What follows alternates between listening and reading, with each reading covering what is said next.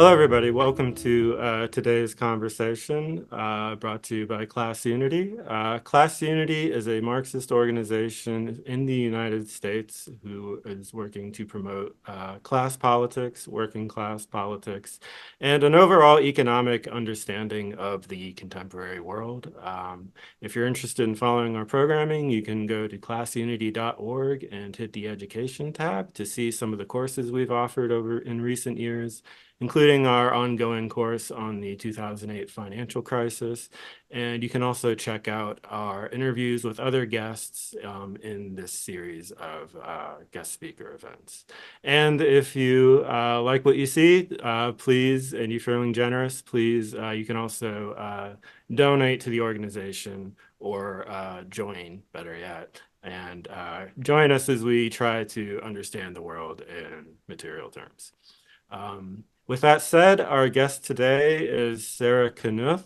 She is a professor of geography at Durham University in the UK and is the author of numerous articles on the topic of the green energy transition and its relation to finance, such as Rentiers of the Green Economy.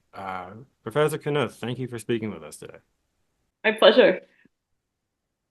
Well, what can you, you have a presentation for us, just kind of going over your views. So please take it Yeah. away. We're all ears. And I should say I kind of parsed it a bit because there's so much to talk about, especially when you're starting to think about kind of the environmental dimensions of rentierism and rent seeking. We could go for much more than 90 minutes. So I'll give you a kind of thumbnail that's really focused, especially on that Rentiers of the Green Economy paper that you mentioned, and then some of the work that I've kind of done with these ideas since. Hopefully in Q&A we can open that up a lot. So just to give you guys a little bit more background, it is a funny thing. It's that we all have our own trajectories into this stuff, and so I think mine's as weird as anybody else's. I've been working on the climate change transition questions for a really long time. Maybe I think it's 25 years if I want to think back that long. But I didn't start as a political economist or geographer at all. I was a neuroscientist. I was a climatologist. Back then, it was pretty hard to find ways to talk about climate change, which I was already concerned about, without kind of coming in from these more kind of IPCC style routes. But I found it, really constraining very quickly, especially when you're starting to think about transformative policy. And as you say, understanding the world in an economic or political economic dimension. I actually found incredibly incredible relief. Actually, I think if you're thinking about climate change, especially in the kind of 2000s, and you don't have a political economic view, it was much more difficult to think about some of these questions. I think both to understand what was even going on, but also, the kind of political constraints in the imaginary that you get when you don't think about transformative change and you don't even have a kind of concept of, that we live in an era of transformative change. That is nothing new. But there's also these radical possibilities for imagining a better world. So I would say it's for me and a lot of other people kind of starting from these kind of environmental politics and finding them very politically constrained, it has been really liberating to think in with Marxist thought and kind of understand political economy in general. So yeah, that's kind of my general background. So I did my PhD at UC Berkeley, which is where I was kind of switching over into more political economy. And I was there, kind of basically right as the 2000s financial bubble was collapsing and some of the first green economic stimulus packages were rolling out. And so being in the Bay Area was really interesting for this. There was a lot going on. It was right as a lot of the solar startups were starting to fail. And I was looking a lot at energy efficiency startups and kind of energy efficient building as well. And it was, in the middle of this kind of promise and this collapse of that promise. And again, it's one of these moments when you just want to know what's going on. And so that's really informed a lot of my work since. And then it's been obviously really interesting and really, galvanizing in a lot of ways to see the return of a lot of these Green New Deal ideas, in much more politically rich forms. And so I think there's a lot of really interesting work for folks like us, folks who are kind of thinking about all of the different, kind of problems we're facing with things like energy transition, but also, a lot of really interesting policies that are flawed in other ways. And, how can we make that richer? How can we make it juster? How can we make it more accessible and more effective? So a lot of that's informing my work. But often I'm looking at, very, very specific kind of policy relevant topics in energy transition, still mostly in the US, but I would say the UK is a fascinating place to be doing this right now, especially post Labour election. And there's a lot of talk about kind of, renationalization of the energy system. So, there's a lot of kind of cross current ideas, I think, that are traveling from the UK to the US and vice versa. So interesting times, both for good and ill. But yeah, so just a preamble there. So I'm going to talk, as I said, I think I'm going to talk a little bit more specifically in the presentation about this recent paper, just because I'm still thinking about these ideas, and then hopefully we can open up from there. So I will share my slides, and does that look okay, folks? Okay, thanks. Okay, so I'll plug this paper because it has been out for a couple years now, so it's accessible. Thankfully, because of the different UK laws around open access, it should be open access, but I'm always happy to share stuff if folks can't find things. So yeah, just to give you a little more background on some of my recent work that this is really feeding into. So I've been doing a lot of work besides my kind of day job in the UK. I do a lot of work with the Climate and Community Project, which is a US think tank, thinking about Green New Deal ideas, and especially kind of more progressive and radical forms. And a lot of that work has been on questions of public power, public renewables, kind of critiques of existing paradigms of renewable energy development, and especially, accelerating pathways to just decarbonization. So yeah, so where I was getting into this is, there aren't still that many of us looking at the role of finance and how existing paradigms of financialization, financial power play into the renewable energy transition. I will shout out some great folks. There are, the folks that are working on this are by and large really great, but we could always use more. So it's a kind of ongoing plug. Please come do this work with us. And what I'm focusing on in this presentation is I was really starting to get frustrated when I was looking at the kind of US renewable energy rollout, just not finding a lot of kind of critical papers saying, what's actually going on with the way the US tries to subsidize renewables. So I have some work on renewable portfolio standards, which I'm always happy to share as well, but again, should be open access. But also I was looking in this paper specifically at the renewable energy subsidy structure. So looking at existing tax credits that are supposed to be promoting renewables, which is a very funny world. And some of that has changed a bit with the Inflation Reduction Act. Some good things have definitely happened in this space. So some of the stuff I'm talking about has gotten a little bit better. A lot of things have not changed, and the kind of overall kind of ethos for how the US is trying to do renewable development hasn't changed that much.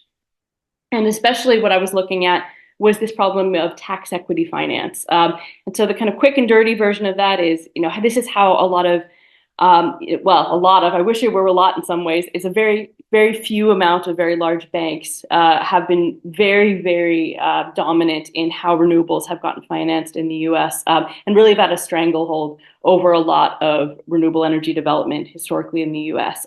Which was highly troubling. And the fact that I hadn't seen a lot of papers, even in, kind of moderate outlets about this at the time, I felt like I kind of had to write this. Since then, we've actually seen a lot more writing on it. So this paper kind of hit at a useful time. I think it helped, on my end, it helped kind of, get it circulated. But yeah, it's very, it's a welcome world to see a lot more discussion on this stuff. But something I got especially concerned about was, where did this come from? It seemed like such a kind of abstruse and strange way of doing this. Why is it so complicated? Why are we relying on these not necessarily sympathetic actors to do this incredibly important national infrastructure development? And that's why I was looking at some of the history of this and saying, like, where did this come from?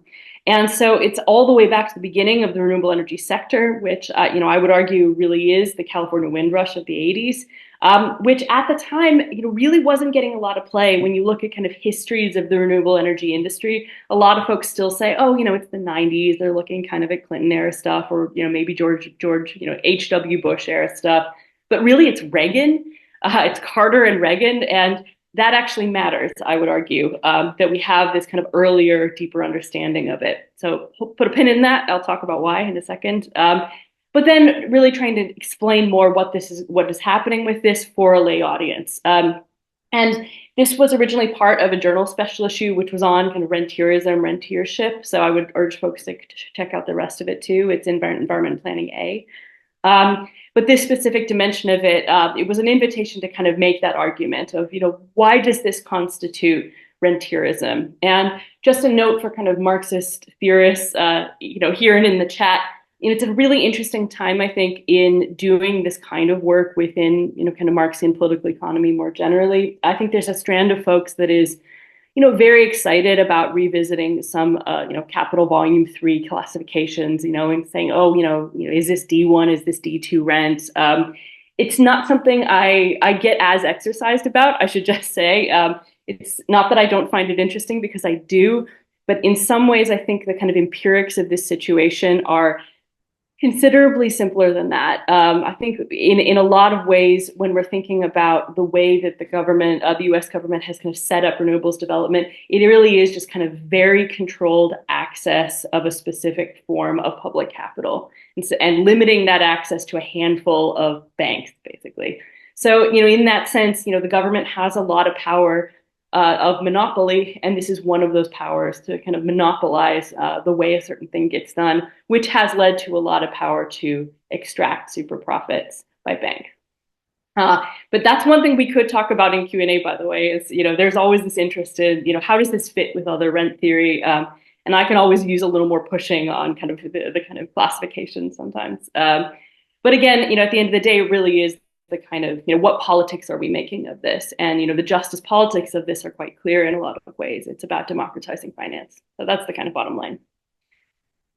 Okay, so just to kind of explain what's going on a little bit more here, I think the big questions when we're thinking about rentierism, so especially around renewable energy transition, this is not the kind of environmental question writ broadly, and it's really not about, say, critical minerals, for example, because I think there's a really separate conversation in some ways that this doesn't sufficiently cover.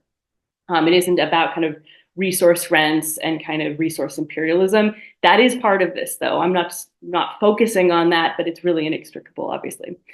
And so this question of kind of how are general resources organized, that does cover all of that. What forms by whom, who's extracting what, and we have to then look through the whole supply chain. So that would include, what is going on with the lithium triangle, what is going on in Morocco around some of the different kind of minerals being brought into this. But what I'm really curious about in that sense, as well as this, is how are financial relations shaping who is developing and owning these infrastructures. So if we wanted to extend that conversation about finance all the way down the supply chain, we would find this in other places too. And I think a really interesting place to see this, that I've engaged most in work on land grabbing is, you can see similar, kind of similar relations, often similar companies, in the infrastructure development space, but they're also out doing these kind of resource plays as well. But another really interesting thing that's kind of happened since I wrote this is the kind of push for, kind of a new state capitalism, thinking about a new state capitalism, the return of industrial policy. A lot of that, has really come on very quickly as I was kind of, writing this up, doing the research for it. And so some of these paradigms of kind of, neoliberal financialization as the default model within which we're thinking about this has, I think, already changed and changed decisively. And so this question of kind of where do these financial players sit amid more aggressive state action and kind of neo-Cold War thinking on this is a really interesting question. And, the kind of the forms of power involved in every way here make me really uncomfortable. And this is, really something I think we have to work through to kind of push for more progressive outcomes. And so in the first instance, when we're talking about infrastructure, a lot of it's, what is getting built, what is not getting built. And what is getting constrained if we're thinking about the more progressive dimensions and possibilities of an energy transition. So if, as I think a lot of us want, the ultimate goal with renewable energy development is this is an energy sector where we could really see decommodification. In some ways, it really wants decommodification. You don't have ongoing fuel costs. Yes, you're replacing infrastructures every so often, but this is a good asset. It is a national source of wealth that can be decommodified, that can be deassetized, that can, or community wealth, national wealth. There's a lot of ways of reimagining this kind of stuff as public wealth. What's getting in the way of that? And then again, if we're looking really specifically at what's happening right now, when we're looking at existing development processes, where is extraction coming in and how is finance and financialization allowing that? So speaking to these folks, this is Sean Kennedy, Lucy Baker, Connor Harrison I'm citing. They do phenomenal work on this. And again, really happy to plug more from them. I think I cite Brett Christophers in a minute. So hopefully other folks are reading his recent work on this, which is terrific. And something that he's interested in that I'm also really interested in this paper is this kind of intersection between a state and a changing kind of national state, especially, and or kind of big, powerful state level entities like, California, Massachusetts, intersecting with these different financial powers.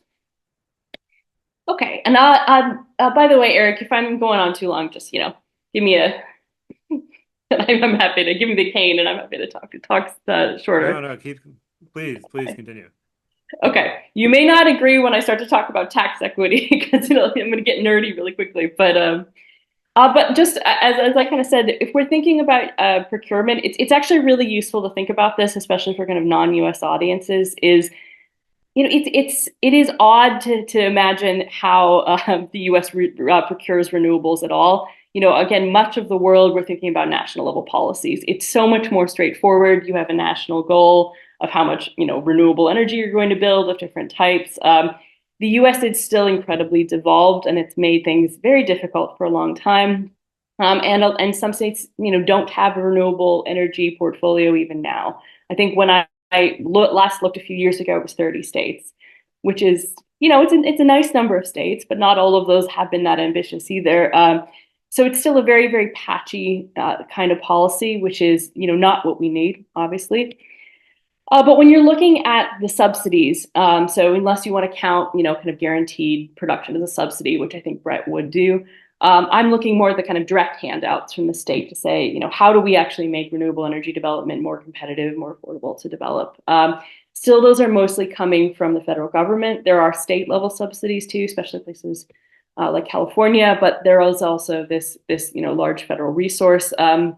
And I won't get too much into the weeds on production tax credits, investment tax credits, unless you want me to. But there's also MACRS, so this is around accelerated depreciation. So there's a lot of different kind of subsidies in the tax code there. The main thing here, if we're thinking about renewables, what is different with a renewable energy, kind of development versus a fossil fuel physical plant is, it's really about upfront capital costs when we're talking about renewables. The bulk of what's going on is this upfront cost. We don't have these ongoing costs to anywhere near the same extent as any entity that's using fuel. So it really matters what's happening in the upfront financing of these infrastructures, and the capital costs can really weigh on the long-term economic life of a project in a very distinctive way, and in an outsized way compared to other stuff. So it actually really matters, what kind of deal are they getting from folks who are giving them money to develop it. And when we're looking at utility scale, so utility scale, this is as distinct from either kind of rooftop solar, so kind of residential or building level stuff, or even community energy, so kind of local energy. Utility scale, we're usually thinking about bigger projects. So most of those are doing project finance. So the bottom line on project finance, it's distinct to the project itself. So every project is a company, basically. And it doesn't have recourse to a larger corporate structure. So it's not how, for example, fossil fuel companies have often done things. That's kind of on the balance sheet. These are much more like real estate development projects. They just happen to be developing energy. So it's a special purpose vehicle. The bottom line of why that matters, though, is they don't have any income when they start off with. And so when you're thinking, if you're just doing a corporation building renewables, you tax, and you're giving them tax credits, and that's how you're doing the subsidy. Well, a project that is new doesn't have any tax revenue. It doesn't making any money yet. So we actually can't use the tax credits. So again, it's very different from a corporation doing it. So they can't use the tax credit. This has always been a very strange thing. And so what they've had to do typically is sell the tax credits. And I say sell, it wasn't formally selling it. They had to enter into these these very complicated partnership deals, typically with third-party financial actors. So what the financial actor would do is they would give them the upfront capital, and then they would get the tax benefits. Basically, they'd get transferred the tax benefits. So it's a legal tax shelter, basically. And there were only a few entities ever doing this. Maybe a few dozen at most, but often it's been much fewer than that. This is also very opaque. It is not a market per se. They'll call it a market sometimes, but it's basically a set of deals. So there's no kind of necessary compulsion to report a lot on this. When I was doing this research, a lot of what I was doing was kind of following some of the project finance newswire and some of these roundtables, because they would have to tell each other what was going on quite often. Because again, there aren't any kind of overall kind of public scrutiny things on this. And so you actually really have an opaque idea. You can see in the reporting on this, it's very hard to figure out what's going on sometimes. But kind of best available guesses, we're saying it might be J.P. Morgan and Bank of America making up over half the market themselves. And there's also debt going on. If we're thinking about renewable energy projects, they're going to have all kinds of things going on. So a tax equity, that's basically kind of co-owner of the project in a very specific kind of way, because all they want is the tax sheltering ability of it. But they're also going to have lenders. So they'll have a capital stack that has a lot of stuff going on. So again, anyone familiar to real estate projects, especially big ones, very, very similar deal where they're putting a lot of different things together to kind of do one of these. But very different from, again, a kind of an oil and gas company doing this. Okay, so where did this come from? And again, when I encountered this, it was really, really baffling. So interestingly, I was in California at the time, and I was looking at a lot of these kind of semi-abandoned or abandoned wind turbines from this kind of earlier era. And this is what was going on with a lot of them. So this is, I think, worth talking about in a lot of ways. This actually was the world's first renewables boom. And it built a lot more than I think people often remember, again, if they're kind of only doing these 90s era histories on. It was about 95% of the world, arguably, at that time. And in some ways, it is a real success story. A lot got built. But it was also a huge failure in a lot of other ways. So a lot of things were not working, and it wasn't just because, it's a new technology, maybe stuff doesn't work perfectly the first time. A lot of it was very shady construction, as it turned out. And then what eventually kind of emerged as the big success story, the kind of big supplier to this, was Vestas. So this is, still one of the world's leading wind production facilities, and it's coming out of Denmark. So it ended up being this huge moment in Denmark's offshore wind and onshore wind story, as they were supplying the California boom. And this does matter. This is something the U.S. has had quite a history of having, kind of development boom, but other countries are actually benefiting from it in a lot of ways, because the U.S. has not been great at actually retaining the manufacturing of these technologies themselves. So this was really interesting to me too, coming out of the experience of California in the late 2000s, especially after the stimulus, and seeing, again, all of these failures of manufacturing startups, and this, the kind of rise of China as the primary supplier of solar was already coming in. So this, really complicated dynamic of, the US wants to produce all these green jobs out of renewable energy, especially out of manufacturing, and all of these different reasons it has failed to do that, because obviously this is not something we want to keep happening. So it becomes a really interesting precedent, of course, all of these kind of disconnects with domestic procurement. And it was a huge deal when it collapsed. This really chilled the sector for a while. And you got a lot of progressive politicians who also hated it for reasons I'll talk about in a second. So there's some interesting history. Again, if you want to dig into the kind of broader history of renewables, a lot was going on in 1978. This is kind of Carter era legislation out of the oil crisis, and a lot of really specific power sector stuff going on in California. Energy was really expensive in California, even beyond the oil crisis. But what was going on is this is where we start to see these new independent non-utility renewable developers who are really dominant in the US today. This is not a country where we see conventional utilities building that many renewables. By and large, it is these new independent players coming in, or the kind of historical US resources, like hydroelectric and nuclear, which are public. But again, they're the kind of story today. And so just to say, California had very, very lucrative subsidies over and above what the federal government was doing, which is why most of this was happening in California. But also what was happening, and this is another reason I wanted to write this paper, is I've always been very, very puzzled by, California 1978 is this amazing moment. You have, the oil crisis, you have these really progressive, even if they were a little problematic in the outcomes, energy policies, but you also have the tax revolt. And they intersected in really interesting ways around the energy crisis. You could see Matt Huber's work on this is really interesting with some of when he talks about some of the kind of how the oil crisis hit the ground in some of these populist politics. So obviously there are relationships here, but you see the rise of Reagan basically out of this moment. So Proposition 13 is the big California legislation that is halting any further rise on property taxes and making it very difficult to raise property taxes going forward, which is an ongoing issue in the state. But this actually does have a family relationship. And I would argue that this is where the tax credits come in. This is why we should all be really interested in kind of tax history and kind of public finance, because this is partially why the renewables out story worked the way it did. So what's happening? You're having the tax revolt in 1978. These big Reagan era tax bills, which you may or may not be familiar with. Again, worth a look if not. So 1981 was basically the one he rode into the presidency on. This was this big promise is, there's all these states passing kind of anti-tax laws. And he's saying, I'm bringing this to the White House. And this is one of the things that was his kind of selling point when he campaigned. He got in 1981, had this new bill, and it was a disaster in a lot of ways. There were so many unintentional tax shelters and so much abuse of this that they had to fix it in 1986. But this is this kind of beginning of the history of every Republican presidential administration, slashing taxes, as this is the kind of appeasement that says, that we are a working class administration because we have cut taxes. So again, really interesting to say, this is part of the story of renewables, and it always has been in the United States. Also worth noting, again, this is where Trump got his start.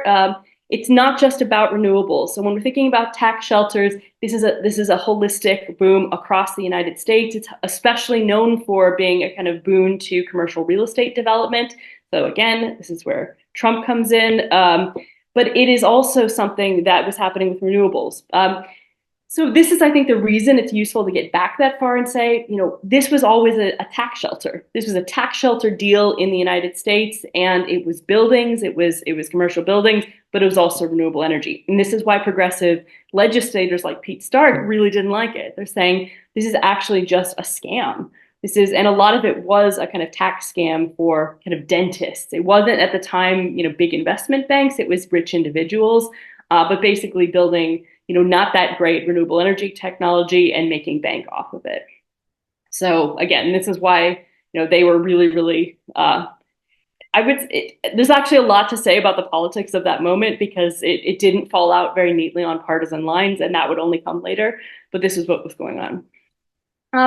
But what's happened, so, the story has been, ever since then, tax subsidies are the way we've gone with renewables. A lot of stuff going on with there, but a lot of it has been really interesting to folks because of boom and bust. So every time you get a kind of expiration date of different kind of tax subsidies, the industry overbuilds and overbuilds right before it, and then falls off a cliff usually when they expire. We've got the tax subsidies in for a while now. After the IRA was passed, it was very uncertain before Biden came in what was going to happen. They were about to expire again. But you typically see this really boom and bust cycle in US renewables because of this. With a possible exception, I would say, of right after the financial crisis, this was something the last stimulus did, is they actually took off some of the same rules on tax credit use as the IRA did. And you actually saw arguably the most successful renewables boom to date because of that, because it wasn't kind of so strangled by banks. So why is this rentierism? So the first thing is, the tax shelters never went away. They just became much more professionalized, much bigger, much better capitalized. It was much more kind of, again, it was rich people, but it wasn't big banks doing this in the previous era.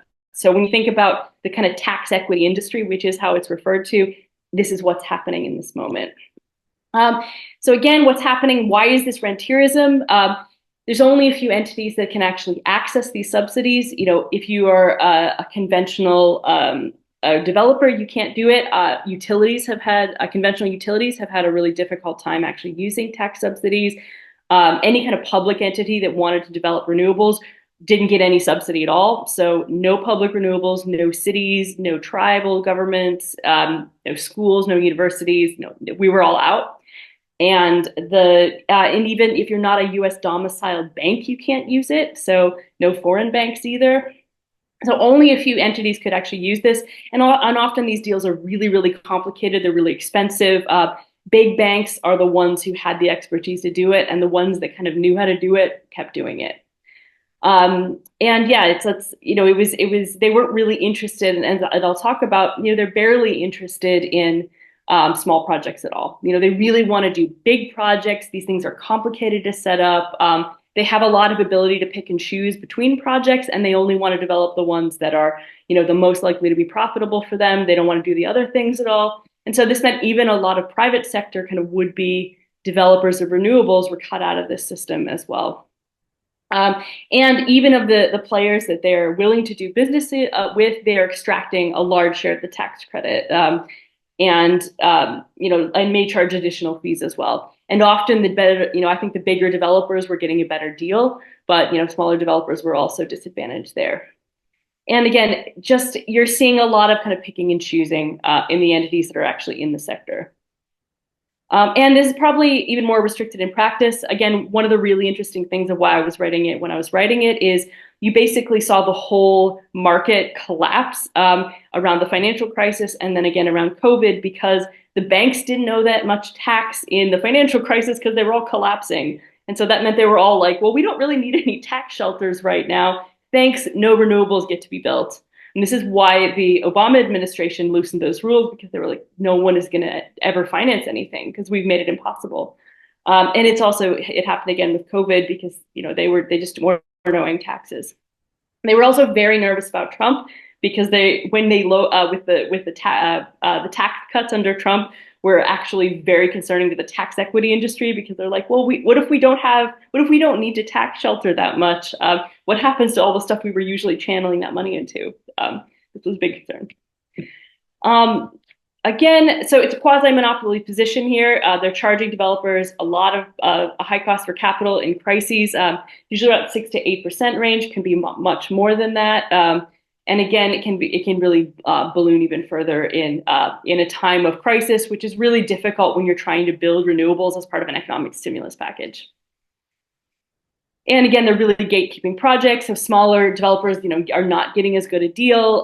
So the bigger projects are already advantaged. And again, these are big projects. $150 million onshore renewable projects are very large projects. So smaller might just not get to use any at all. And that just means they don't have any access to federal support. So it basically means that US federal government support is only going to the best capitalized private developers of renewables. And it is structurally set up that way. And that, I would argue, has not changed that much.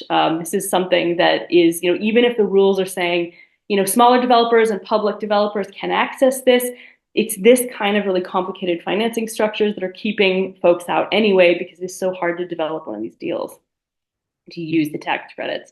And again, pre-direct pay, they couldn't do it at all. They were legally barred from this, other than, again, this one moment in the stimulus. So the other big reason that this made me really angry is I didn't realize how kind of deep this went, but I was starting to look at this. I was doing a postdoc at University of Michigan in Ann Arbor right around the Detroit bankruptcy, and it was really interesting to see affordable housing developers talking about some of these same constraints, because they're also using this tax equity pool. So it's not just for renewables, it's the chief way that you're getting affordable housing financed in the US. It's actually most known for that. And community reinvestment, also kind of historic preservation style stuff, which comes into energy efficiency stuff. So it's an easy conclusion here is to say a lot of the kind of existing public goods that the US was still funding, they were doing in a way that structurally encouraged and abetted rentierism from big banks. And there's a lot we could probably say about, why that happened. And I think it really has had complicated politics in different sectors, but this is pretty striking. that a lot of these, public goods projects are being basically held ransom. And again, they're competing with each other, which is the thing. And this was really concerning when we're thinking about, offshore wind, which I'm working on a lot now. These are the biggest tax equity deals ever done. They're hugely expensive. You need, three different banks coming in as tax equity partners. Up to 20 banks in the full deal. They're pulling a lot of capital from any remainder of affordable housing in the United States as well, which is not what we need to have happen. And there's, I think, a really interesting realpolitik here of culture war, revanchism. How kind of anti-tax politics and the kind of basically the kind of considered attack on these different public goods have gone hand in hand to abet financialization. So what's happening now? So IRA has made some changes. So, one of the most important, I think, for us has been, things like direct pay, right? So in theory, this means that a lot of different kind of progressive developers and public developers actually do have, some support from the government at last after, many, many decades of agitation. So it's definitely a possibility. There's a lot of kinks to be worked out in whether they can actually access these funds. So I was talking the other day with some folks who've been working with the SAGE Development Authority and at Standing Rock and trying to work out some of these kind of ways that tribal governments can actually access public development. A lot of issues in whether they can actually effectively get this money. Can they do they lose all access to this if they have ever taken a federal grant before? Are they able to how do you actually get from the kind of the tax credit that's still only you can take when the project is really up and running? What about all the kind of pre-project development time? So, there's a lot of stuff to work out here, especially trying to bring in actors who, it's very difficult to do a capital intensive project, even if it, really is going to guarantee some public wealth down the road. The main thing with kind of unleading the tax credit market is this transferability is basically you're supposed to be able to sell it to secondary markets now. And so, and really more formally sell it. So you don't just have to do business with JP Morgan and you make a deal on this. It's, selling it to other investors.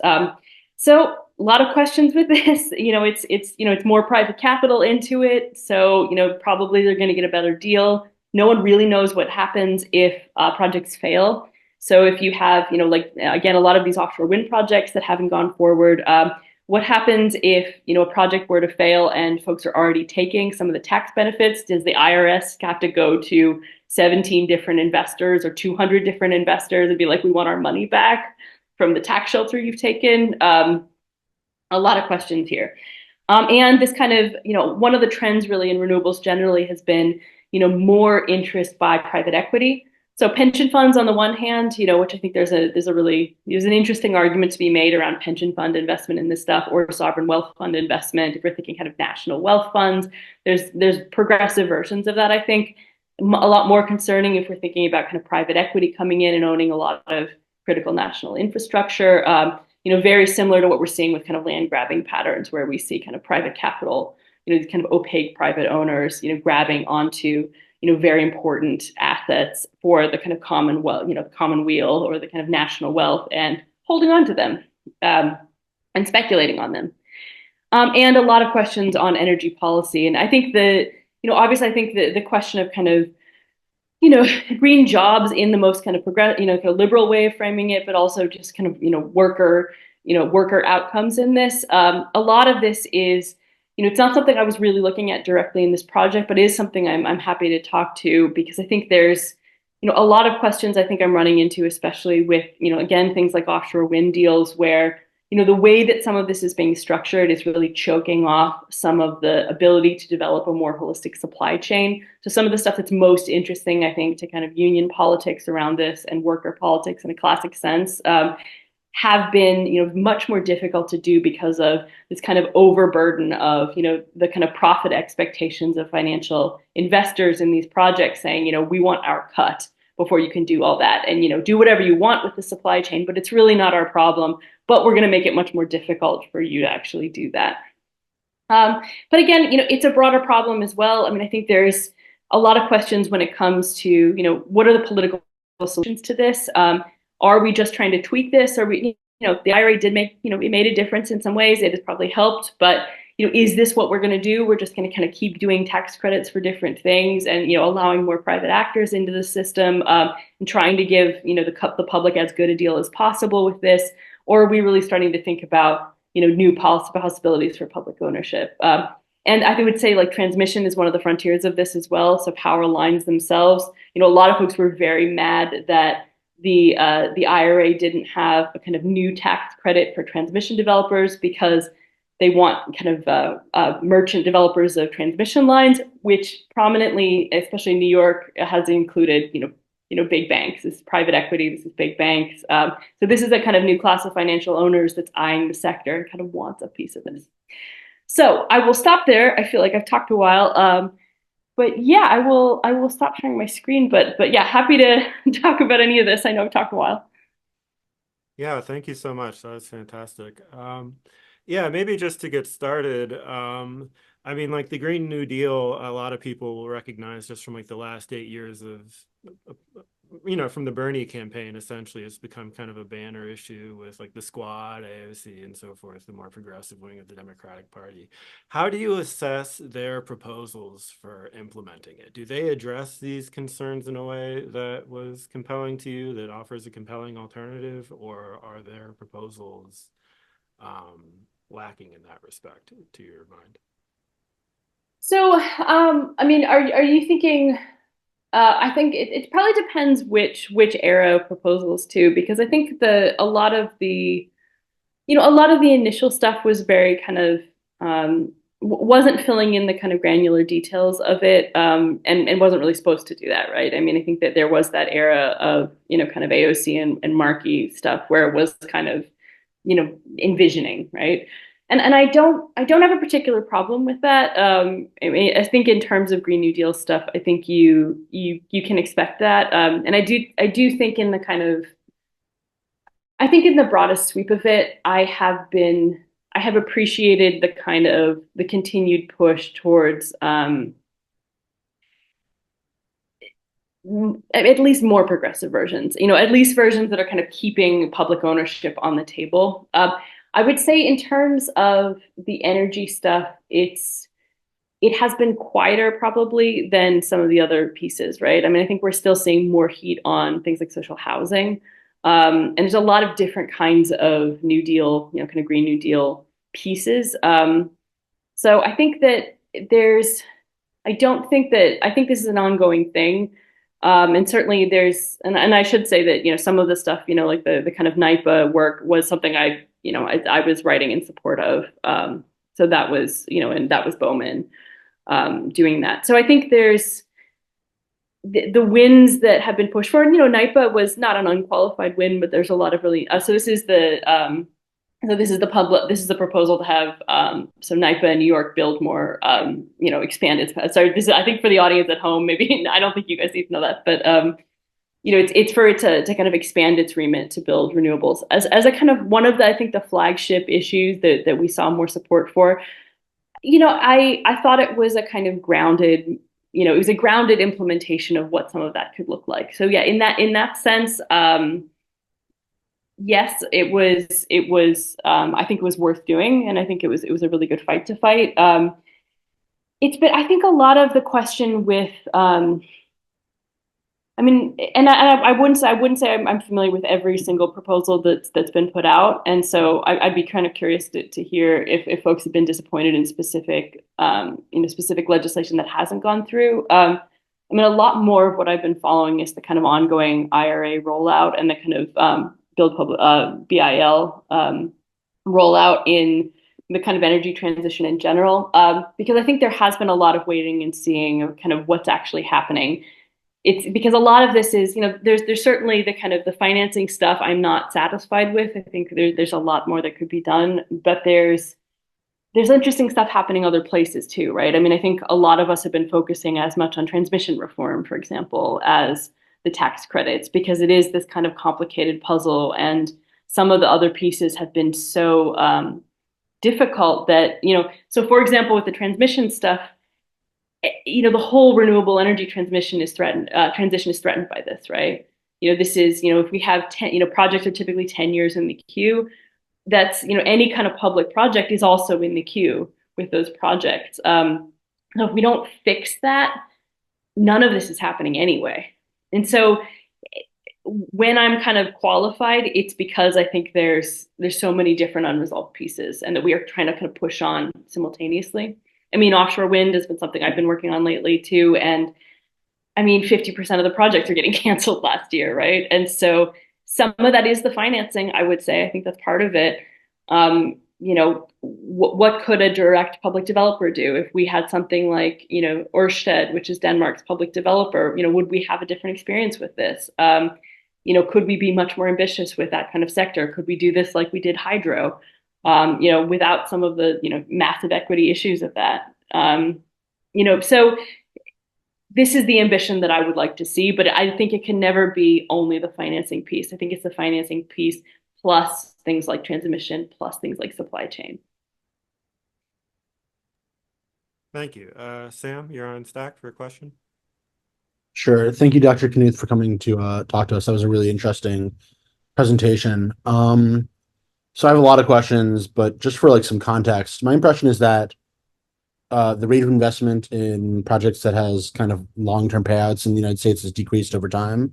Can you speak to how investment in energy infrastructure in the United States has trended over time and how investment in renewable resource infrastructure has trended relative to that overall investment? Well, that's an interesting question. I think you want to take it by pieces on that, right? Probably. I think the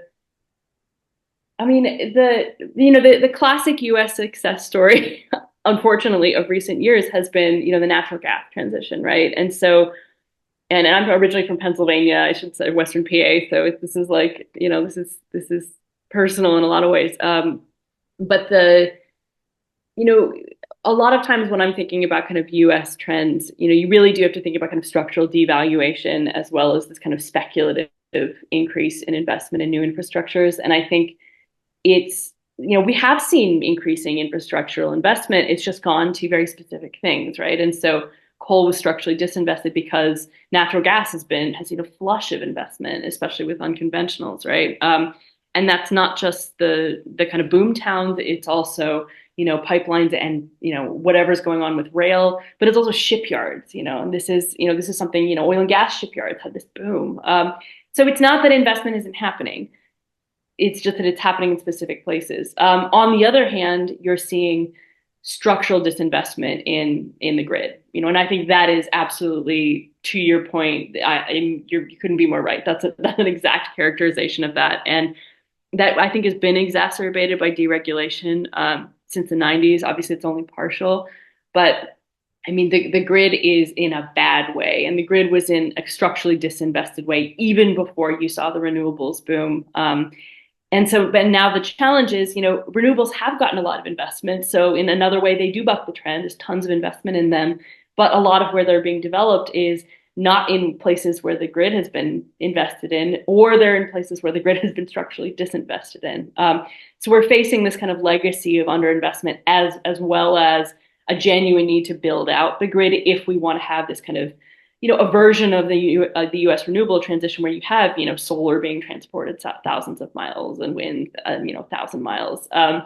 It's there's interesting questions about, could we do more with a kind of, at least a more balanced transition where more of that's also community level. So we aren't just trying to bring more resources onto the grid to benefit speculators, because there's an argument to be made about that. Notwithstanding some of the grid resilient stuff, which is real. But yeah, so it's there's a lot of thorny stuff there. And I think the other piece of this, and I should say again, I'm plugging this because I've been thinking about ships all day because I'm working on offshore wind, but structural deindustrialization of the US has made all of these problems worse, right? I mean, when we're thinking about, so the thing that's, I just keep hearing over and over again with offshore wind stuff is, well, we really can't build ships anymore. We have a Jones Act fleet, we have some protection. So we've had, it's otherwise, basically the US shipbuilding industry would be like the UK where it's completely gone almost. So there is that, but you have, this structural evisceration of the industrial base, and it does come back to bite you eventually. And that's one of the places it does as well. steel too. Um, so kind of, yeah, heavy industry is really important when you want to do things that involve a lot of steel. And even if you want to do like, even if you're trying to reinvent steel and you're trying to do green steel and kind of rethink that, in some ways it's harder to do if you don't have the industrial base. In some ways, you don't have this kind of these incumbents who want to do it a certain way and you're trying to pay them off. So maybe there's some opportunities opened up. But yeah, deindustrialization matters. It's you don't get to come back from that easily. And this is where, again, financialization is comes back to bite in so many ways because, once you've kind of, restructured the economy in that way, how do you reverse the trend of that when you kind of eviscerated a lot of the things that you need to do to rebuild? Sure. I mean, I think that all makes a lot of sense. And I guess the reason that I asked this question is because a lot of the picture that you've painted is of non-market forces, basically government, not investment, but tax benefits being reaped by people whose the outcome of which or the outcome of the projects of which there doesn't seem to be a lot of regulation around that. There doesn't seem to be a lot of expectation. I guess it's hard to imagine this scheme of investment, overall investment, succeeding, right? Where there's a lot of money being poured into renewables, where there's not a lot of attention being paid to outcomes, and then, for example, grid investment is low. The investment in underlying manufacturing and heavy industry jobs is low. So I mean, do we have any hope for things succeeding as they're proceeding now? I mean, I do think it's I'm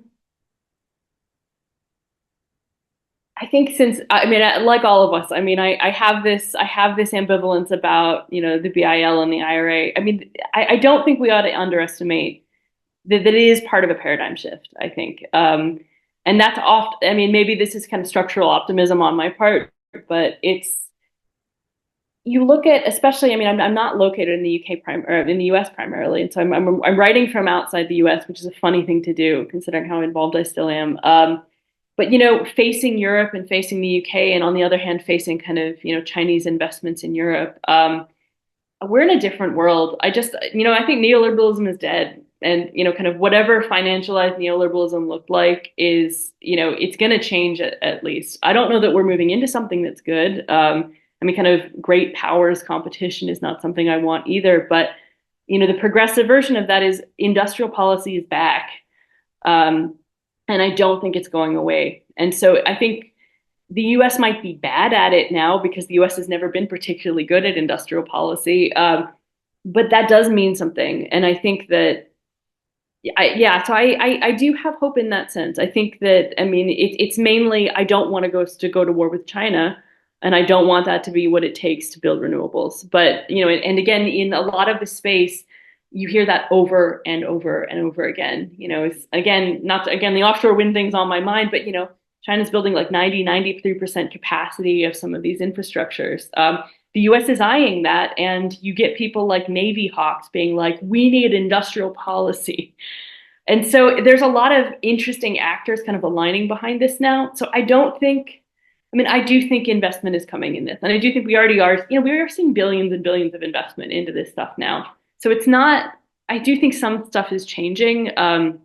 It's just a question of can it right the ship? Where is it going? And what kind of political outcomes is it going to lead to? It is certainly possible to think of a kind of, a lot of wasted money because, because all we have is carrots in some ways. And that is partially what's happening with renewables is I think partially because it was operating out of a place of political weakness. It was just about, well, we'll throw money at renewables. Hopefully, we've de-risked it enough and we've kind of thrown enough subsidies that speculators will take up this mantle, and the kind of the Republicans will hate it anyway. But if some banks are aligned with this, it kind of increases our chances of getting this in. And so I think that while we have that kind of fractious politics around renewables, it becomes harder to do other versions of it. But this is not going to last forever either. It's been a bad few decades, but the tide is changing on this. And so, yeah, I mean, I am optimistic about the money coming in. I am. It's just that it is still really hard to do it. And it's a lot of kind of there's some really creative stuff I think happening with the transmission reform happening right now. As you see a lot of there's some really interesting kind of state level end runs around this, I think. So some of the most progressive states being like, okay, we're going to band together on renewable energy procurement, but also supply chain and also transmission build out, because it's so fractious at the national level. But we're basically going to kind of do an industrial policy, but we'll just do it in New England plus New York and Pennsylvania, or California, maybe plus Oregon plus Washington. So it's going to look interesting. But yeah, no, I am the tide is turning for this, I think. It's interesting that you mentioned the kind of military incentives for investment in this kind of stuff. I feel like a lot of the story you gave us reminds me of war profiteering, during the various wars, like the world wars. I'd also be really interested to see um, the relationship of public to private investment in renewables globally. But anyway, thank you very much for that answer. All right, Daniel. Did you want to follow up on that question or on that remark, Dr. Uh, Knuth? sure. Yeah. Just to say, I think there's, yeah, it's a really good point on kind of the war profiteering, and yeah, to be continued, I think, on that. Yeah, it's really interesting with, I mean, I think the OECD did a report on this a few years ago, and the kind of dominance of state ownership I think it's like 60% that of state ownership, even post structural adjustment policies. Especially again, with East Asia coming up, and it's not just China. It's the model is basically it's back, and even the UK has been really interesting. I don't know what version of it we're going to get, but Labour coming in on a platform of net renationalizing the energy companies. This is in post Thatcher Britain. This wouldn't have happened before the current moment, but so renationalization is really interesting. Does renationalization or national kind of state ownership of this stuff actually mean public good is another question. And I think you're looking at companies like NL or ADF or Ørsted, or the Chinese companies. There's a lot of I hate to use the word imperialism, but it's state ownership can mean lots of stuff. Sovereign wealth funds can mean a lot of stuff, and I think you are seeing a kind of versions of that probably. And so I think that's another question with this stuff. All right. So thank you very much for this. Is very interesting. I had kind of a comment I'd like to get your take on, and then a few questions, but I'll maybe start with one.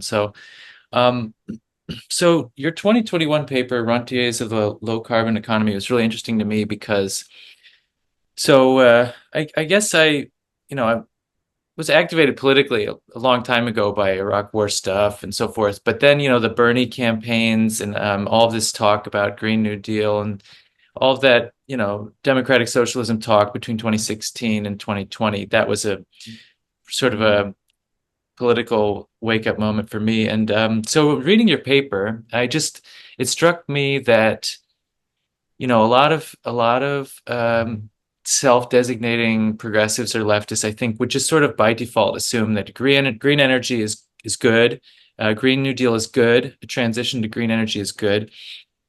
And but what's remarkable is when you just even slightly scratch the surface, the one thing your paper brings out is that, it's as you put it, I was thinking this word, as you put it, it was a tax scam, and for rich individuals to get out of their, I mean, that's exactly the word that went through my head, and I thought, should I use that word? But I mean, I think probably everyone thinks that when they see this stuff, and so behind the scenes, it's quite bad. And I wonder whether the way it is set up and the institutions we have could actually provide a transition. I mean, we talk about carrots and we talk about sticks, but I mean, and neoliberalism might be dead, but the fact of the matter is we've inherited the zombie corpse of neoliberalism, and it might be dead, but it doesn't know that it's dead, and it just keeps going, right? So, I mean, we need a 5-year plan, and the problem is that the elite, and the problem is that the actors that we have their whole political program, not only since neoliberalism, but for a long, long time, has been that there may not be an asset on Earth which is not under the private management control of a certain group of oligarchs. Let's call them that. So, I mean, your paper was great to me because it sort of counteracted the danger of wishful thinking among leftists. Like, we need to really be clear about this. And it's also interesting to me too. So you made the comment about, you said, can we decommodify this? But you also said deacetize. So I noticed, so one of my sort of pet sort of obsessions, theory-wise, is the difference between profit and rent, the classical one. And we don't have to talk about differential rent 1 and 2 from volume 3, but I mean, Brett Christophers has a great definition, which is like, this doesn't have to hurt. This doesn't have to hurt, it can be simple. He says it's income derived from the ownership, possession, or control of scarce assets under conditions of limited or no competition. So relative monopoly, usually state conferred, but not always. It could be a natural monopoly. And so we're not really talking about decommodification here, because there may be some production involved, but ultimately what's happening is an asset is going to be set up in some field where there's sun shining or whatever, and it's going to be gate kept, and someone's going to charge a fee for access to it. And then you're going to have, a neo-feudal landlord situation, and you're going to have, and you're going to have rents. And so, I mean, the problem that we're dealing with is something very specific, and it's more specific than what Marxists get when they read Marx's Capital about commodities. It's something, it's about gatekeeping assets and charging rents. And because, the production happens once, but the rents come in monthly. So I would like to get your just sort of take, if you have any thoughts on that. But my question is about labor and working class politics, and this is a related point. So, I mean, would it even mean jobs, really? Because, we say, you said that the booms in this sort of line of energy have tended to benefit others because the United States has deindustrialized. It hasn't retained its manufacturing facilities with financialization as deindustrialization. But basically, we get the patents, the IP. So I'm thinking like Chinese microprocessor chips or whatever. Or not us, but companies have the rights to that stuff, and so they get a fee, they get a rent, and then they have someone somewhere else make it.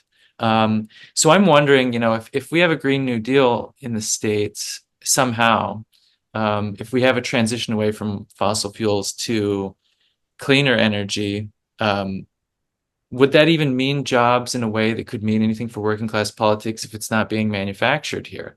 I mean, basically, you'll have North American asset owning companies own these fields of energy equipment, and maybe they'll pay somebody to install it, but I mean, it's not really industry, it's all gatekeeping, it seems. So I wonder what you think about that.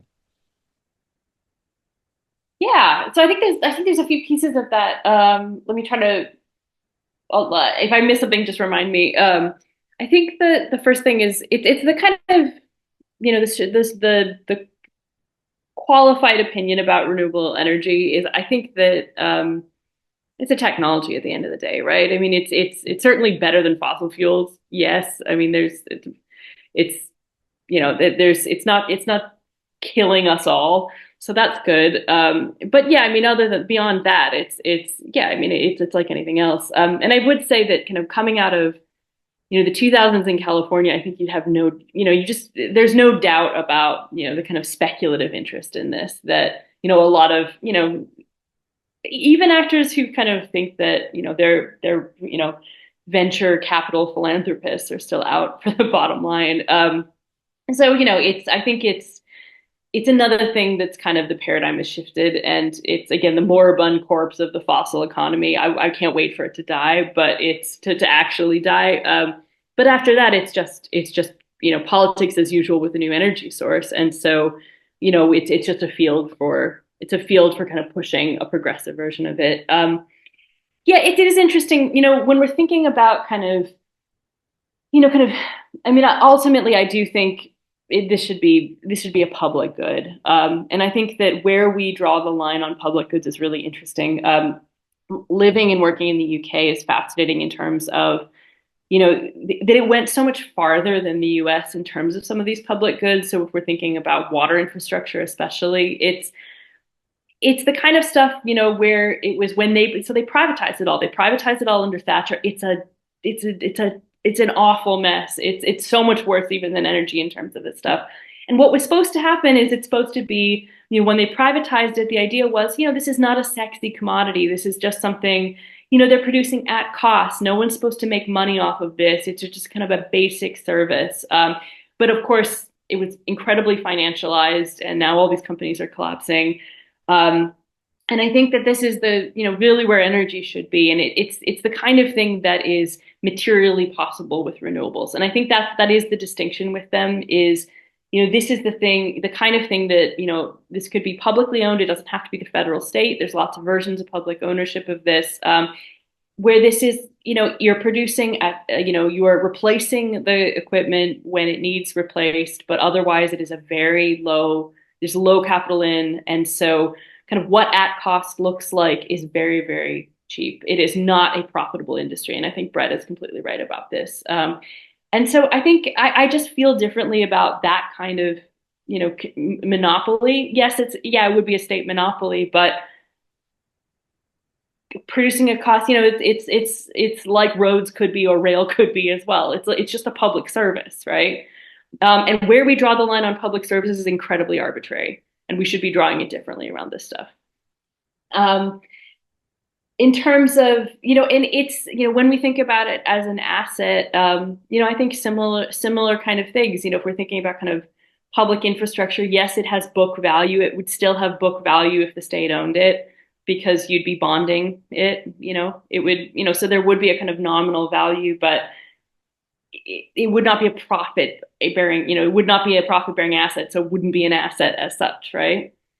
And so I think, and you could argue about revenue bonds, I suppose, with that a little bit, but, ultimately it just should be a really bad business, because it is a bad business. And most of the kind of supply chain stuff is also bad business. They're not profitable industries anyway. Again, things like shipbuilding, the US shipbuilding is not profitable, and shipbuilding in general in the world economy is not profitable. Everything's being propped up by national economies anyway. And so, yeah, so I think it's only a partial answer, but I'm not structurally troubled by that. I think kind of, if energy should be a utility, it already is a utility. It should be fully a utility. The question of, labor is crucial here. And I think that this is actually, I think, a trope now. And you see it especially with kind of transition scholars who do that every day, where I only do it some days, is, the renewable energies don't bring jobs in that way. And I think this was something that was really heartbreaking out of the original green jobs narrative in the late 2000s. And this is actually why I was always working not on renewable energy. Then I was working on energy efficiency and retrofitting. So like household retrofitting that's where the legitimate green jobs seem to me then. And I still think that that's a very different model of kind of, this is kind of intimate work within the built environment and the fabric of cities and places. And so, this is the kind of the slow decay of buildings, and you need to kind of always be doing labor on them to kind of keep them livable. So there is this kind of use value in maintaining this built environment, which also, preserves the energy efficiency of these places, and then allows for these radical technological transitions like getting off natural gas and kind of boiler replacement. So, in that sense, there's a lot of labor there. And, obviously worker centers, building trades have been interested. It's been really tough because of the state building trades labor and the residential building trades. But, when I was looking at, renewable, big renewable infrastructures, they're construction jobs, but they're very much kind of one-off construction jobs, maintenance jobs. They don't need a lot of maintenance. They're passive infrastructures. And so I think where you're typically still seeing the kind of green jobs things are down the supply chain. And that is, it really kind of translates into let's rebuild the US's industrial base generally. So it is like green steel, it is things like shipbuilding, or it's let's redefine the green economy more broadly. And this was the thing that I was actually most excited about out of the kind of Bernie moment and the kind of progressive Green New Deal is I had not kind of gotten my head around the kind of a school teacher is a green job, right?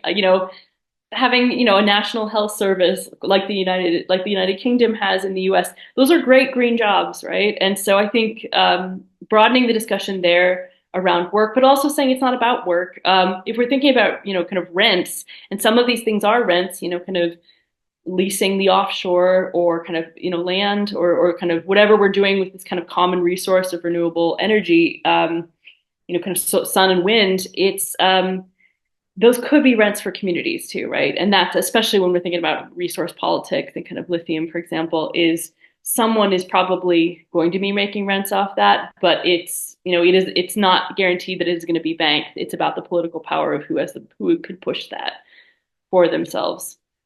And so, yeah, I think in some ways, you see this a lot with the kind of host communities for renewable projects. Is what are they actually kind of pushing for politically? And it's sometimes it's not, maybe it's jobs, but as often I think it's starting to be co-location of vital infrastructure, reinvestment in the transmission grid. It's other kinds of development agreement stuff. So it's at this current stage, it's co-ownership of projects. Again, if we had decommodification, that would look different. But so, yeah, I think it's not the classic Marxian cell. I think it's a broader, the kind of politics of it are, you have to meet the moment. And I think what they look like is going to be, kind of both multivalent, because you're not going to have the same kind of political intervention with a resource community that is being kind of grabbed from, as you are from a host community that has, what is essentially, I would say, a pretty benign infrastructure in a lot of ways. Aesthetics aside, they are great public wealth. It's just making sure that you benefit from that, and you don't just have, a transmission line bulldozed through your backyard, and you never get any of the energy anyway, and you don't get any benefits. So it's what is the political kind of point of agitation can be different, I think, in those places. Yeah, utility, yes, I totally agree. I'm not worried about state monopoly in these sectors because, one of the economists we really like, Michael Hudson, he's always talking about Simon Patten. And Simon Patten, the beginning of the 20th century, a lot of the industrialists supported his ideas. He was saying all rent-seeking sectors of the economy should be in the public domain because in the aggregate, that'll be more cost-effective, lower cost of production, and that's good for industry. So all rent-seeking sectors should be in the public sector. They should not be run for a profit. They should be run at cost to decrease the costs of the for-profit sector to increase their profits. And so, and it's funny enough, you say this is the Marxist cell, but I mean, the first point of the 10 points in the manifesto is that all rents should go to the public purpose. And so, I mean, it is true. I mean, Marxists tend to neglect the difference between profit and rent. They just sort of talk about profit, and they forget about land. They forget about all of this stuff. But I mean, there is some overlap there. So I think it would be great, all rents public, make it utility, but there's going to be resistance, especially when, as you stress, people have been pushing this. It's the finance sector behind it, a lot of it. And so one thing I wonder about there is whether we're not seeing a sort of intra, I don't know how to put it, intra-ruling class, intra-elite competition fight between sectors. Like some people are obviously deeply, literally invested in this old energy, and the financial sector is more liquid, it's more cosmopolitan, it can sort of just take up root and move more easily, and it wants this stuff. That opens a whole new can of worms, though, because it's not disconnected totally from natural resources. I mean, that, I heard something the other day, I couldn't believe it. It's just incredible. Lindsey Graham saying the quiet part out loud, he said, there are between $9 and $12 trillion worth of rare earth minerals under Ukraine, and we need them to be the best business partners possible so that it doesn't fall into the hands of China. And it's like, oh my goodness, it's almost like you're fighting this war so that you can put a client oligarchy in there so that you can get cheap minerals so that, you can make sure that America has that. And it's like, oh my goodness, Lindsey. Never do that. Okay, so. No, sorry. So, the imperialism question, I mean, it's a thing, right? So I'd be curious if you have any thoughts on that dimension. But also, last thing, so imperialism, and then in the article, you seem to hold out some hope that maybe something good will come of Biden. the Biden administration. But now we're at the end of that. And I wonder what you think in retrospect, maybe also with an eye forward in the election, how, with some hindsight, looking back on hopes and expectations, what your perspective might be. Yeah, I mean, I think the bleeding edge of this, quite literally, is the resource. I think that it's the mineral resource stuff more than almost anything else, in the U.S., I should say, because if you look at the kind of renewable boom worldwide, and a lot of it's both the kind of resource extractivism that is, it is underlying this, like it is underlying lots of stuff. Whenever we're talking about kind of big industry. It's also the land, and land. A lot of folks I know who worked on land grabbing, kind of around the kind of agricultural commodity price speculation after the financial crisis, they've just flipped over and they're working on renewable energy now because it's the same developers, I think, and some of the same financial actors now grabbing land for renewables. I don't think that's, you do get talk about kind of sacrifice zones in the U.S. as well, but rural areas are typically better politically defended, better politically represented. Where you're still, I think, seeing this as kind of tribal communities, and that is an ongoing concern. And you're seeing kind of infrastructure, kind of transmission projects too. So I think that, absolutely there is a kind of, there's resource imperialism that is very naked around this. And I wouldn't say, I mean, I was having this conversation at a kind of resource imperialism conference of last month, and kind of my sell to them, because mostly they didn't work on this end of it, was I do think, if you're talking about kind of the green growth paradigm, kind of endless green growth, and all we need to do is build it renewable and we can just grow forever. I think that I have more hope for kind of power infrastructure than I do for EVs. I mean, I think with electric vehicles, there is no reason that you couldn't just plug it in and just say, we're going to, just have the auto industry as is, and just, get the batteries, and whatever we have to do to every country in the world to get the resources, we will do it. And so I think this is structurally a bit different. There is a kind of, yes, power usage is going up, and data centers are probably the worst actor in this, because that is very similar. But in terms of population usage, there is not an infinite demand for power. And so in some ways, this is a good infrastructure, and you build it well. And yes, you're replacing it, but you can build it well and have a kind of steady state with this. So there's a post-growth version of a lot of this infrastructure, and other elements of the green economy that are not. And those are the ones that I'm much more kind of, it's a very different fight, and one I would be more aggressive about, because again, there's alternatives. We don't all need an EV. Even in the US, we don't all need an EV. Trains are great. And the Biden stuff, I mean, I think a lot of the stuff that was kind of, it was interesting when I wrote that article, because some of the worst things, it's not like that specific policy, the IRA did fix some stuff, right? I mean, like direct pay was a big deal. It remains a big deal. And tax credit transferability, it is a change. It is a big change. Whether it's a change for the better, I think, remains to be seen. The issue with some of that stuff is we're still seeing the kind of finalization of rules on it. So even though, yes, the Biden administration's been in a while, the IRA took so long to rule out that we don't have the final decisions on a lot of that stuff. So a lot of that for me is kind of wait and see. Yes, it wasn't, I think very early on in the Build Back Better conversations, we knew it wasn't going to be the kind of slam dunk Green New Deal it could be. And it was never going to be, I didn't really think that the Biden administration would go full public ownership anyway. And so, yes, it's incrementally better, and it's something to build on, but is it a revolutionary change? No.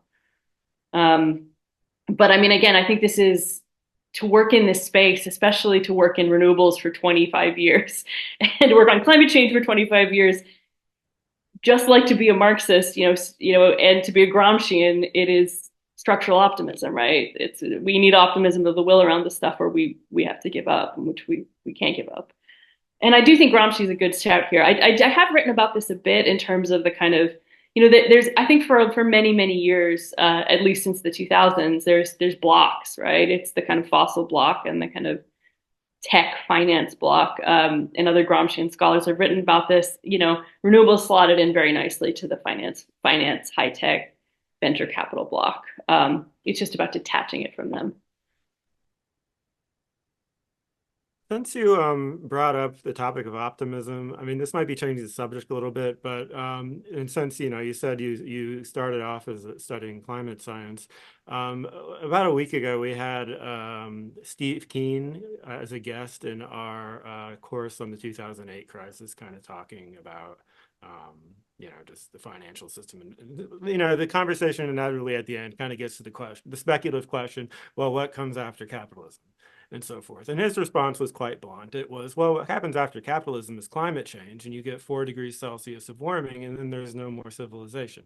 So, when you approach these kinds of, environmental issues, there's a broad, like climate change, and there's a number of other environmental problems you could point to, but there's always kind of this range of response from like we're going to die in like 20 years and there's going to be nothing left to it's not so bad, we'll engineer around it, cheer up and get to work. So I'm just kind of wondering, as someone who's had a career thinking about this, like how do you assess one, the urgency, or just the fundamental urgency of the climate crisis, for the left, for capitalism itself? I mean, how seriously should we be taking this? Should this be all we think about, or should this just be, one goal among others? I mean, one thing I've always had trouble kind of assessing when it comes to these things is it seems as though, these are quite serious problems. So does it even make sense to some people to seriously wonder, does it even make sense to to even try a green transition? Is this just redundant? I'm not saying it's that severe, but seems to be a common attitude. So I'm just wondering what your feelings are on that front. I mean, it's a, I mean, I would say I think there's a measured response, because I teach on climate change a lot and I have done for, again, a long time. And in some ways I lead with a line of hope that is very structured, right? Like you wouldn't believe how depressed my students are about this stuff. But I think a lot of the reason they are depressed is because they don't have a political framework for thinking about this stuff. And so all they get is the kind of the end of the world is nigh. And it's absolutely unhelpful, right? Because it doesn't lead to any politics at all. And so I think essentially it's a frivolous position to give in to that kind of pessimism, because it's just detaching from any politics. So I don't think I don't think it's a responsible response. But I think at the other end of things, that there's the kind of 2 things I would say. On the one hand, as much as I am skeptical in all the ways around the renewable energy transition, it does open the door to things. And I think that is it doing it fast enough? No. And but there is a paradigm shift that has happened that people said wasn't impossible in our lifetime. When I started working on energy questions in the late 90s, you were laughed out of the room. It was people said this was a frivolous thing, and it is of course not. And it is a dominant incoming thing. It will be controlled by the worst people and the worst interests if we let it be. But I don't think it's stopping. I mean, I think this is what's going to happen. It's probably just not going to happen fast enough to avert, some really bad stuff and a lot of needless death. So we're, that's my kind of structured position on it is that, I think that the other thing that, we do, I don't think it's something that is detachable from kind of mainstream Marxian thought, though, and praxis. I think that if we're not organizing around this, we're not taking the necessary kind of both opportunity and necessity of doing that. And some of that, yes, is around things like who's owning the green transition. But I would say, so if I put my other hat on, a lot of the other work I'm doing right now is on insurance, and that is inescapable. And that is the thing, that's the canary in the coal mine in terms of, the existence of capitalism as we know it, especially real estate, financialized real estate capitalism, maybe if you had some kind of neo-feudalism, something, but in terms of, the American style of mass consumption around that is based on housing and is based on kind of this idea of mass investment in place that was already really troubled. And, if you look at the kind of insurance payouts we're dealing with, it is not sustainable. And the calls upon the state as an investor in keeping places viable will continue to rise. And yes, we have obstructionism in places like Florida that is frankly baffling considering how much they need it. But you look at the kind of actual, even kind of FEMA endorsed solutions, and all we need massive investments in infrastructure. We need massive investments in retrofitting buildings to make them, more, wildfire proof and hurricane proof. That is not profitable investment. Most of it doesn't, there's no conceivable way that that's going to be profitable investment, some of it. And so there's already a parallel call coming on the state. And it is, we could say that, is this inherently green? Maybe yes or no. It's an emergency call. But if we're going to rebuild all this stuff anyway, and it has to be the state doing it because it's not profitable, why aren't we doing their energy system too? Why aren't we doing mass decarbonization? And it's this, it's California, it's Florida, it's Texas, it's Louisiana. It's the same places that are kind of in the grip of energy transition in different ways, but they're also facing an existential threat, certainly to kind of real estate capitalism. So I think that there is a real opening for at least a kind of opened, kind of public investment in this, whether it's just about kind of propping up capitalism versus, something truly transformative is, I think, more the question. But at the very least, it's a real political opening. And that's, and I work in the United States. If I were working in a place that was going to be facing some of the, facing climate disasters with not a lot of money that is probably on the table to fix that, it is hard. That is where optimism is a real effort of the will. And so I think that's the, much more the unsolved problem. But for the US, we actually have a lot of opportunity to bend this in ways that are much more progressive. So if I understood you correctly, you're saying that climate change is going to bankrupt the insurance sector. And obviously. So I hope this doesn't sound even more pessimistic, but there is a silver lining, namely the insurance sector will be bankrupted by this. Well, exactly. God, I mean, and that's closes the thing. the door, opens a window. Yeah. Well, no, when I should say I have some work. I have some work on Fannie Mae that's just out on this. I think this is where the federal government is really exposed to a lot of this risk via Fannie Mae, actually, and the kind of the GSEs, because the federal government actually has a lot of investment in those places too. But yeah, so stay tuned. I do have with co-authors. This is another CCP report on this. There's been some really interesting work on the kind of rethinking what, how we actually talk about climate risk and climate risk response, and this kind of the notion of, the appeal to insurance as the front line of defense has always been baffling and really ineffective. And so you looking at the kind of the best thought on this is much more about kind of physical risk response and, infrastructural reform, kind of building retrofitting. And maybe managed retreat in some places, but not as a way to kind of make insurance companies' books balance better. But I mean, I think that what hasn't really connected up for me is this notion of this is investment in So I would say the U.S. is funny in this way because sometimes the U.S. is going to escape some climate change consequences in a way that's not just, but it is on the hook for a lot. And so when you see, this level of risk and this level of decarbonization need in the same place, political opportunities are opened and they will continue to be opened. And the kind of gerontocracy may or may not see that because they're not that invested in the 20-year future of these places. But, you talk to kids in these places and they're not dumb. They know, and so I think there's the opportunity to seed really good stuff in the US around this if we push it. And I think the alternative is so dystopian. We've seen some of the dystopian versions of that already, but I just don't think the amount of enclave politics you would have to have in the worst versions of this are not even compatible with capitalism anyway. They're something else, but they're post-capitalist.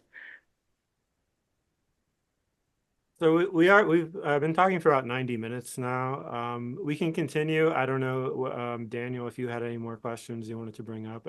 Sarah, do you have time? Still have yeah, I'm good. A little bit more time.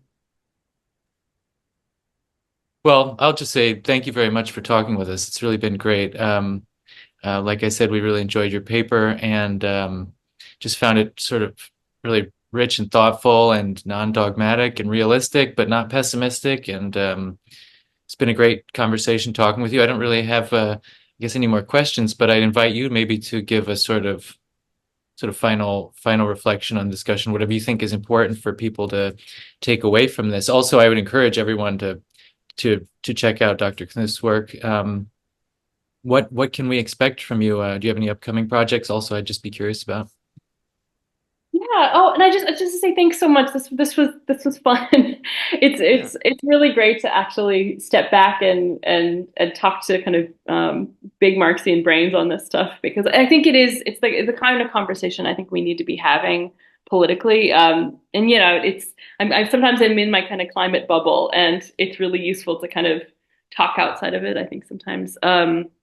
The Yeah, just to say, I think overall reflections here, I think there's, when I think about the green transition, I do think it's important to kind of underline that I do think that this kind of infrastructure and this kind of project give us breathing room. I think there was a time a while ago when, I was reading, Capital Volume One, and or even the manifesto, and I was like, how does this even translate to our current world? What infrastructure and commonwealth do we have that is worth seizing? This is an essentially broken system, and like what would we even do with this if we did it? And so I think that, the kind of infrastructure that is rolling out is good infrastructure. It is good infrastructure that could be the basis for public wealth. It is going to require these kind of tasks of thinking about it. But remembering too, this infrastructure is going to last a long time, and it may not last as long as it should do under certain paradigms of building it if it's treated as more disposable. But it is a basis for writing a lot of things, and I do believe that. And so I think that when I'm thinking in an optimistic way, that is usually what I'm thinking of. Is I think we have so much possibility that we didn't have 10 years ago, and it's not something to take lightly when we're thinking about kind of these polycrisis moments that we're in. So I would say, there's a lot of fights to be had, but there's a lot that's actually really winnable. But I think that intersection that we landed on is the part that I think about the most now. Is, all of this stuff that we're talking about is the kind of speculative interest, the speculative interest in growing the green economy, which is problematic in so many ways. But I'm even more worried a lot of the time about the stuff that there is no speculative interest in at all. And so that's, when I'm putting on, I work a lot on kind of general climate finance stuff. There's just no money going to this stuff at all, of any sort, public money, private money. And so when you're thinking about kind of climate justice and climate needs, this is a really investment heavy problem to deal with, that treated, kind of, or pushed politically towards a progressive kind of outcome could be great. It could mean really interesting things and make so many kind of lifeways possible. But that's the object. It's not going to happen without real politics at every level. So yeah, I mean, to that note, I mean, I would say this is something energy hat stuff. So I'm working a lot on offshore wind these days, and I do think so. So stay tuned for work on that. But some work on kind of the insurance problem and kind of structural issues with kind of housing devaluation, the kind of potential collapse of real estate economies. So I have recent work on that. I also have a couple edited collections out on climate finance generally. So it's an interesting landscape. I think it's really worth exploring for all of us. But I would say, I mean, I feel a little bit spread out all the time, and that's a me problem. But I think there's actually a real utility in kind of in keeping different aspects of this kind of work on the table at once, because you end up seeing these kind of political connections and political openings. And I think especially, in these kind of, Green New Deal paradigms like that, we're thinking big public investment. This is the kind of work we have to keep doing. And seeding that to our kind of allies and collaborators, where we can't be an expert in everything, but kind of making sure that we're kind of thinking multiply, I think is just the way we have to think when we're kind of imagining, kind of radically different societies. But yeah, so there's a takeaway. All my stuff is again generally publicly available. I have a really defunct website. Sorry, it's there, but not that useful. But I also have my Durham University website, and it has my contact info. So if anyone can't find anything, very happy to share. But again, generally there's an open access version. All right. Thank you so much for speaking with us, Dr. Sarah Knuth. And just to plug one more time, Class Unity's course on the 2008 financial crisis is ongoing. So if you're hearing this and you want to check out the syllabus, go to classunity.org. You can also check out the other courses and syllabuses that we've put together over the past few years. And it sounds like we might have to do something on environmental policy in the coming up, because that sounds like there's an awful lot to be said about that. And we will definitely be including your work in our future curricula. So thank you so much. Take care. Thanks. Bye.